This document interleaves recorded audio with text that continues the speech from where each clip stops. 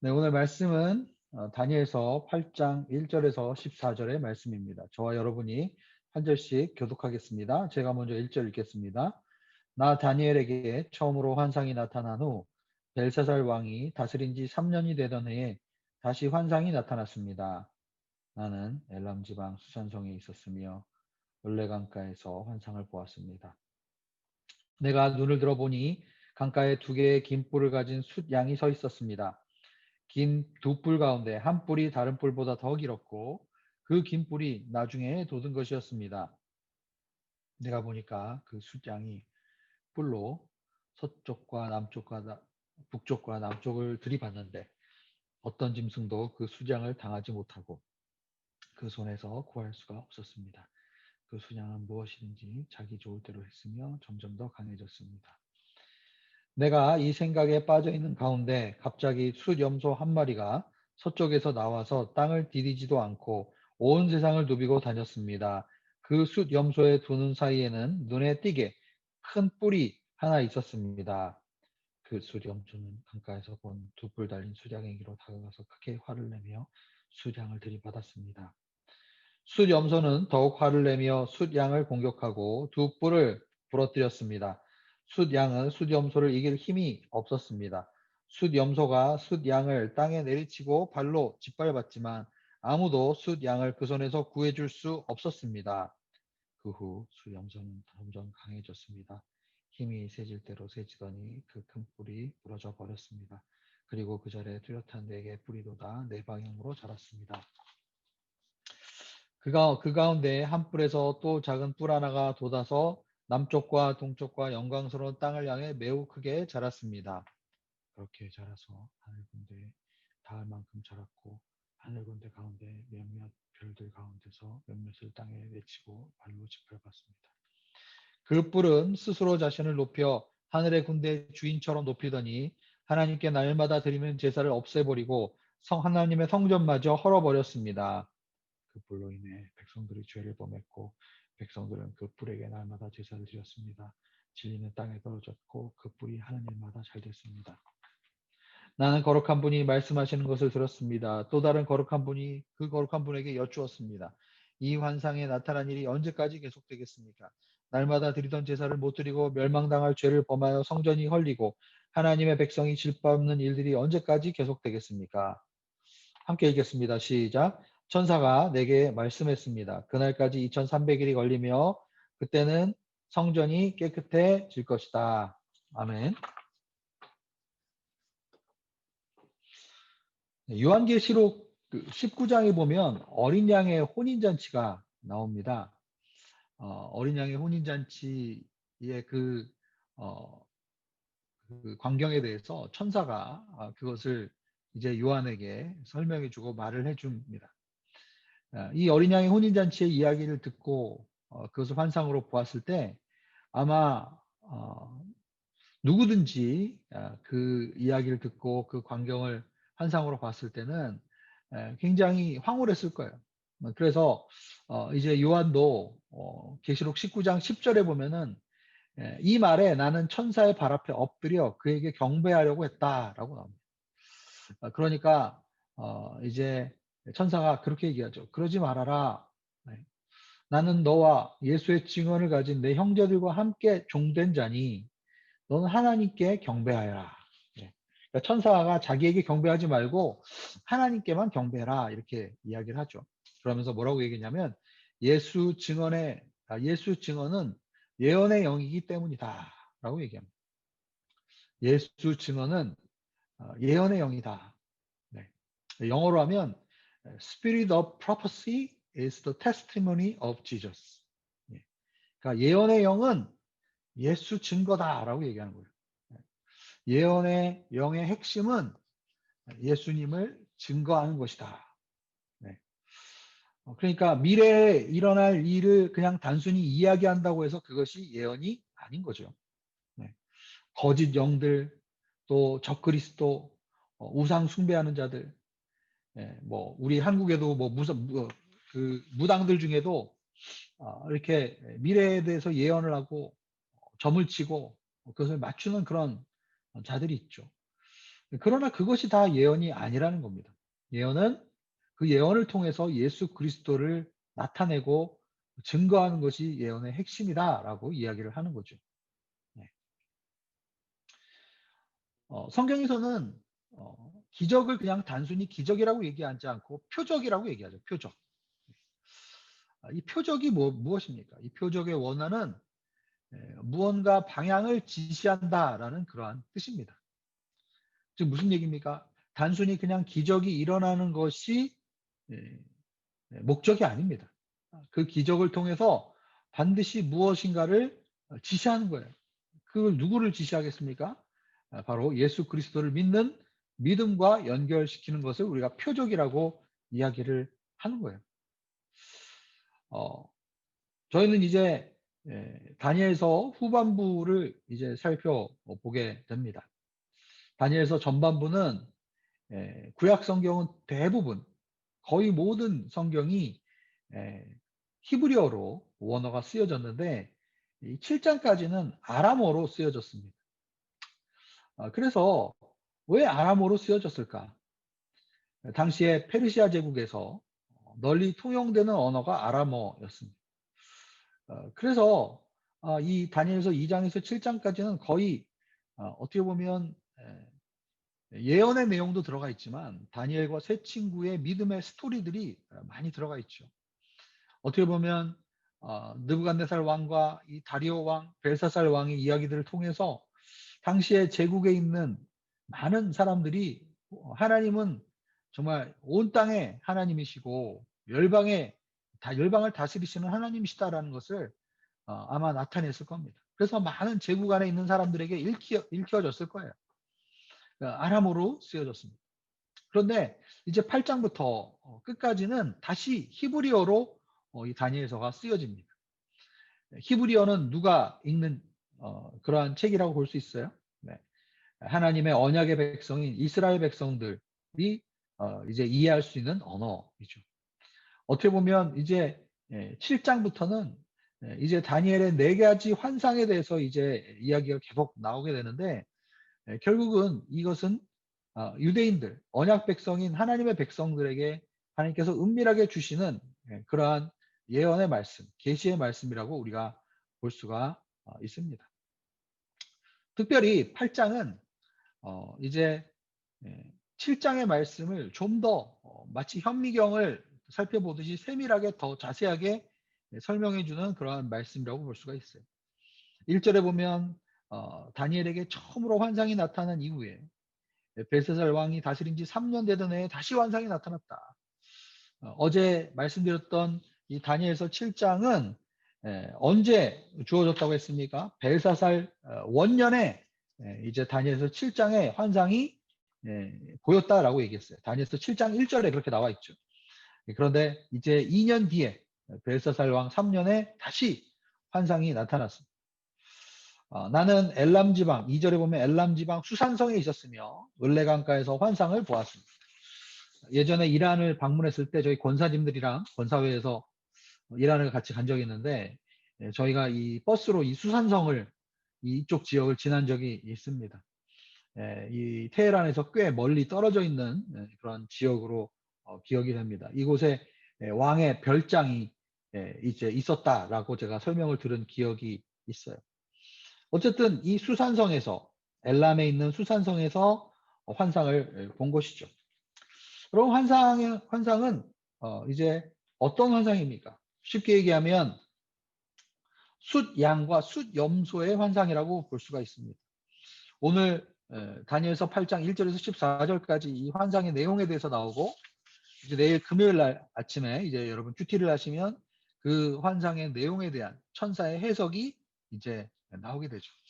어떻게 보면은 큰 성경 지식이 없어도 이제 이 8장을 그냥 쭉 우리가 읽어가면 이 8장의 예언의 내용이 이런 내용이고 이러한 해석이구나라는 것을 우리가 잘 알 수가 있습니다. 8장 3절에 보면은 어떤 내용이 나옵니까? 강가에 2개의 긴 뿔을 가진 숫양이 서 있었는데 그 중에 한 뿔이 다른 뿔보다 더 길었고 긴 뿔이 나중에 돋은 거였다. 네. 나중에 이제 20절에 말씀해 보면 이 20절의 말씀 뭐라고 얘기합니까? 이 두 뿔 달린 숫 양은 메대와 페르시아의 왕들이다. 그러니까 하나는 메대 이제 제국이고 그 다음에 메대 이후에 바사 제국이라고 우리가 또 부르죠. 메대와 바사. 그래서 이 페르시아 제국. 메대가 원래 사실은 더 큰 제국이었는데 페르시아가 이 메대를 점령을 하죠. 그래서 더 큰 세력으로 이제 나중에 변화됩니다. 아시다시피 이 페르시아의 이제 페르시아 제국을 일으켰던 사람이 그 유명한 고레스 왕이죠.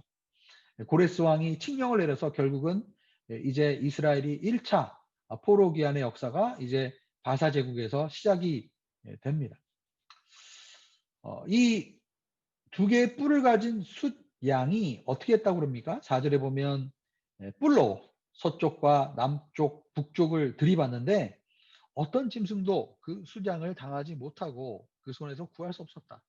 그럼 오늘 본문에 보면 계속 뿔이 나옵니다. 뿔.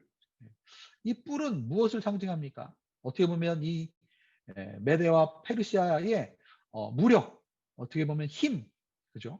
공격적인 그런 이미지가 떠오르지 않습니까? 이 수량이 이 뿔로 서쪽, 북쪽, 남쪽을 마구 침공하죠. 제국이 계속 확장되는 것을 볼 수가 있습니다. 누구도 이 메대와 페르시아 제국을 당해낼 수 없었습니다. 그러다가 5절에 보면은 재미있는 것은 내가 이 생각에 빠져 있는 가운데, 그러니까 지금 이 다니엘이 환상을 보고 또 그 환상에 대해서 다니엘이 의식을 갖고 있어요. 무의식적으로 무의식 상태에서 막 이렇게 영매를 한 게 아니라 성경에서 예언은 항상 예언자의 생각과 묵상 그리고 생각이 항상 어울려서 이야기합니다. 성경에서 나타나는 영적 현상은 무의식 상태에서 나타나는 것이 아닙니다. 나중에 어떤 분들이 그래요. 자기는 영적 체험을 했는데 전혀 이게 의식이 없었다. 그거는 사실은 좀 의심을 해봐야 합니다.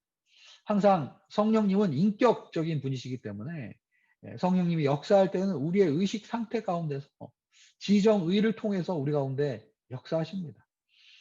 어쨌든 이 5절에 보면 다니엘이 생각 가운데 이 생각을 막 그 환상을 보면서 생각을 막 하고 있는 가운데 또 다른 환상을 보는 거죠. 거기에 보면 숫 염소 한 마리가 서쪽에서 나와서 땅을 디디지 않고 온 세상을 누비고 다녔다. 결국은 이 환상은 나중에 내일 큐티 본문에 보면 이제 누구라고 알 수 있습니까? 그리스, 그죠? 헬라 왕국이라는 것을 알 수가 있어요. 결국은 알렉산더 대왕, 서쪽에서 이제 페르시아의 입장에서 보면 서쪽이죠.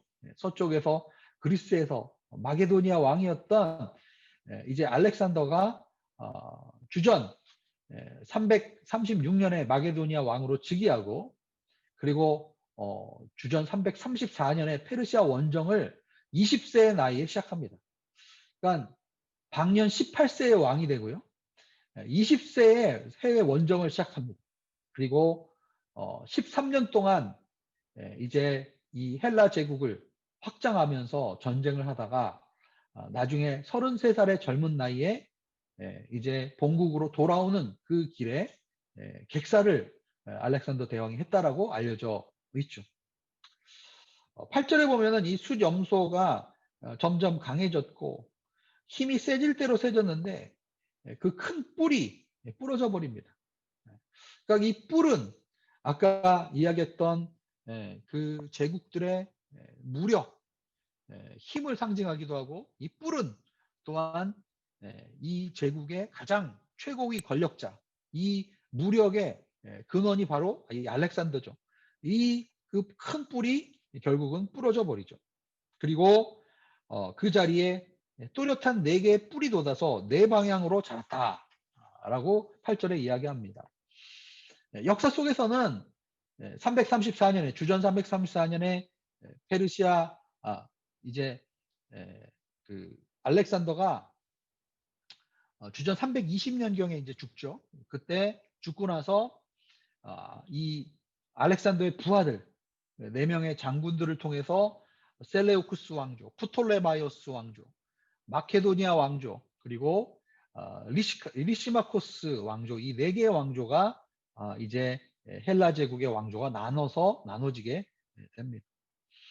우리 9절에 보면은 이제 그 가운데 한 뿔에서 또 작은 한 뿔이 작은 뿔 하나가 돋아나서 남쪽과 동쪽과 영광스러운 땅을 향해 매우 크게 자라났다. 이 네 개의 왕조 중에서 나중에 이 리시마코스 왕조는 이제 합병이 되고요. 결국은 나중에 이 네 개의 왕조 중에서 두 개의 큰 왕조가 득세합니다. 처음에는 알렉산드리아를 중심으로 해서 이제 이집트를 중심으로 해서 프텔로마이오스 왕조가 득세하다가 나중에는 시리아를 다마스커스를 중심으로 하는 셀레우쿠스 왕조가 득세해서 이스라엘을 점령하고 다스리게 됩니다. 오늘 본문 10절에서 12절에 보면은 엄청나게 비극적인 그러한 무서운 이야기들이 나오죠. 뿔 하나가 자기 스스로를 높이고 하늘의 군대처럼 자기 스스로를 높이고, 그리고 그는 정치적으로 군사적으로 세력을 넓힐 뿐만 아니라 나중에는 하나님의 제사를 없애버리고 하나님의 성전마저 헐어버리고, 그리고 나중에 12절에 보면 그 뿔로 인해서 백성들은 죄를 범하고 그리고 그 뿔에게 날마다 제사를 드리는 일이 일어나게 되고, 진리가 땅에 떨어지며 그 뿔이 하는 일마다 다 잘됐다. 이 셀레우쿠스 왕조의 8대 왕인 안티오쿠스 4세라는 사람이 당시에 이제 로마가 점점 유럽에서 세력을 형성하고 이 셀레우쿠스 왕조가 로마와 이제 영향력을 다투기 시작을 했어요. 그러면서 이 안티오쿠스 4세는 주변에 자신의 제국의 사람들에게 이 헬라 사람들에게 힘을 얻기 위해서 헬라화 정책을 급격하게 추진합니다. 그러더니 주전 167년에 예루살렘으로 진격을 하죠. 그리고 예루살렘 성전을 제우스 성전으로 바꿉니다. 그리고 이 성전에서 돼지고기로 제사를 드리고 피를 뿌리고, 그리고 당시에 수많은 주님을 섬겼던 사람들을 죽이고, 이런 끔찍한 일들을 이제 하게 됩니다. 이 사람이 자기 스스로를 제우스라고 부를 정도로 자신을 신격화합니다. 그래서 사람들이 이 안티오쿠스 4세를 안티오쿠스 에피파네스라고 부르기도 하죠. 안티오쿠스 에피파네스는 영원히 이렇게 자기의 권력을 종교적으로도 강화하고 이렇게 될 수 있다라고 생각을 했지만, 그러나 마카비우스라는 사람이 혁명을 일으키죠. 3년 뒤에 164년에 주전 164년에 마카비우스 혁명이 일어나면서 성전을 정화하는 사건이 일어납니다. 유대인들은 이 마카비 혁명을 기념해서 수전절이라는 그러한 명절을 지키게 되죠. 이 명절은 이제 겨울에 일어났기 때문에 이제 유대인이 즐기는 이 절기 중에서 가장 연말에 행해지는 그러한 명절이었습니다. 어쨌든 이 안티오쿠스 에피파네스가 결국은 오늘 10절에서 12절에 나오는 이 끔찍한 일을 결국은 하게 되는 그러한 사람으로 나중에 이제 사람들이 그를 역사에서 이 다니엘서의 예언에 결국 이 사람이 해당된다라고 다들 이야기를 하는 거죠. 이 사람은 결국은 나중에 이제 종말 때에 적그리스도, 결국은 많은 사람들이 어제도 말씀드린 것처럼 이제 주님을 떠나게 되고, 그리고 가증한 자, 그리고 스스로를 높이는 그러한 적그리스도의 세력에 어떻게 보면 모형이 되는 그러한 인물이라고도 볼 수가 있습니다. 오늘 마지막 13절과 14절에 보면 거룩한 분이 말씀하는 것을 들었고 또 다른 거룩한 분이 그 거룩한 분에게 여쭈는 것, 즉 거룩한 분과 또 다른 거룩한 분 사이의 대화를 다니엘이 듣고 있어요. 이 환상에서 나타난 일이 언제까지 계속되겠습니까? 그리고 언제까지 이렇게 성전이 짓밟히고 제사가 짓밟히는 일들이 언제까지 계속되겠습니까? 여기서 거룩한 자와 또 다른 거룩한 자가 누군지는 잘 모릅니다. 삼위일체 주님께서 서로 대화하는 것일 수도 있고 그 가운데 천사가 이야기하는 것일 수도 있습니다. 14절에 보면 천사가 대답하는 것을 보면 그 거룩한 자 중에 한 사람은 천사일 수도 있겠죠. 그런데 중요한 것은 다니엘이 아까는 생각을 하다가 환상을 보고 이제는 대화 가운데 함께 참여하고 있는 것을 보게 됩니다. 여러분, 중보자들을 통해서 하나님께서는 말씀하시고 환상을 보여주시고 그리고 그것을 그냥 미래의 어떤 사건을 맞추기 위해서 그것을 우리에게 주시는 것이 아니라 결국은 그것을 통해서 하나님의 사람들이 기도할 수 있도록 하시는 거라고 저는 생각해요. 요한계시록에서도 보면 7인의 심판이 시작되기 전에 이 인을 떼어야지 하나님의 역사가 이제 펼쳐지는데 이 인을 뗄 자가 없음을 보면서 중보자였던 요한이 그 환상을 보면서 울면서 이 인을 뗄 자가 누구냐 라면서 울면서 기도하는 장면이 나옵니다. 여러분, 하나님은 이렇게 중보하고 하나님께 겸비하여서 하나님의 뜻을 구하면서 하나님의 뜻이 이 땅 가운데 이루어지도록 기도하는 중보자들의 기도를 통해서 이 땅 가운데 역사하시는 줄로 믿습니다. 그렇기 때문에 중보 기도하는 가운데 하나님의 이상을 보고 환상을 보고 다니엘이 하루에 3번씩 예루살렘을 향해서 중보하고 기도하면서 주님께 나아갔을 때 하나님은 그 중보의 기도 가운데 하나님의 뜻을 알리시고 그리고 결정적인 순간에 정말 중보자들이 함께 하나님의 역사 가운데 그 인을 뗄 자가 누군가? 하나님, 이 어려움들이 이것이 얼마나 지속되겠습니까? 이렇게 기도하는 가운데 하나님은 그들의 기도를 통해서 지금도 이 땅 가운데서 일하고 역사하시는 줄로 믿습니다. 이 시간에 우리가 함께 기도 제목 보면서 오늘 말씀을 생각하면서 같이 기도했으면 좋겠습니다. 주님의 표적과 기사와 예언을 통해서 증거되는 이는 오직 예수 그리스도이심을 알고 우리가 그분을 높이며 그분을 증거할 수 있도록 기도했으면 좋겠습니다. 역사의 주관자이신 주님께서 지금도 세상 나라와 권세자들 가운데 일하고 계심을 믿고 그 주님의 일하심에 우리가 기도로 동참하기를 원합니다. 중보자들의 기도를 들어서 역사하시는 주님께서 현재 역사의 진행 가운데서도 가난한 심령으로 주님께 나오는 자들을 격려하고 계시며 또한 함께 기도에 동참하기를 원하신다는 것을 오늘 말씀을 통해서 우리가 배웠는데 우리가 함께 주님의 마음에 참여하고 주님의 뜻을 물으며 이 땅 가운데 주님의 뜻이 땅에서도 이루어진 것처럼 하늘에서도 이루어지기를 원합니다. 이렇게 저희들이 함께 중보하는 중보의 기도를 주님께 올려드리기를 원합니다. 이 시간에 함께 기도로 나아가겠습니다. 하나님 아버지